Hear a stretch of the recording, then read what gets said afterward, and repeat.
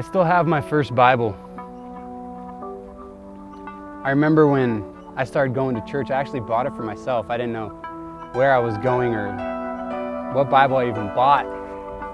In fact, I remember that I bought the Bible because it looked cool, right? I didn't even know there was different versions or study Bibles or normal Bibles.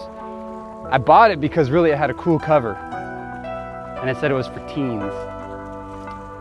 I bought it and I wanted to read it because Christians were telling me that this book was supposed to come alive and it was God's word to me, and if I wanted to communicate with God, I should read it. So I started reading it, and where do you read any book? You start at the beginning. So I started in Genesis, right? And that was cool because all these stories I had vaguely heard, Noah and the Tower of Babel, all of that, these were starting to come and I could see it. And the beginning of Exodus, that was pretty rad because Exodus was God's bringing the people out of Egypt, and I remembered I'd heard and seen the movie where God splits the Red Sea. And then I got a little farther into Exodus and Leviticus, and there's all these laws after laws and Numbers and Deuteronomy. Needless to say, the Bible wasn't coming to life as everyone says it should for me. The first 5 books of the Bible are the Jewish holy books. It's called the Torah. And what the Torah means is simply laws or teaching. And see, we think when we read this, we're like, these are boring. I mean, there's 600 and some odd laws. What does this matter? And there's genealogies and everything like this. It's kind of boring, and we think, wow, it's not really coming to life. I mean, I have a joke that Leviticus is where Bible reading plans go to die. It's sad to say, it's all too true. Because we're not reading it in the story. I mean, these people were slaves when they came out of Egypt, and God tells them, this is how my people are going to eat. If you're going to be my holy people, this is how you worship me. If you're going to be my holy people, we're going to be different than the rest of the world. And he lays this out in what's called the law, how to be my people. It's interesting. We read this and we just gloss over it. We think it's boring, it doesn't apply to us now. But this is how God was turning slaves into priests. And it's actually quite beautiful. But they were in the desert for 40 years. 40 years the Hebrews walked in the desert. Sometimes we try to tell people we're going through a dry time or a time of honing when we're in the wilderness, or I'm in a desert time. See, this time in the desert, they weren't just wandering. Moses didn't get lost. He didn't forget where he was. God didn't abandon them. In fact, God was always there with them. God was with them in a pillar of fire at night and smoke during the day. God fed them every day. There was manna on the ground. God was feeding them. God was with them. He didn't desert them.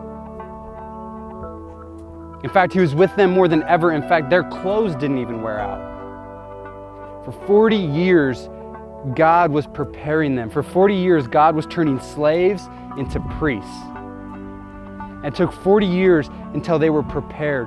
40 years until they were ready. This is Abraham's promise coming true. They were God's holy people. They had the law now. They knew how to worship, how to be. So why do we read this law? Why do we read the Torah and think it's so boring? This is the story of God. This is God transforming people that were once slaves to now priests.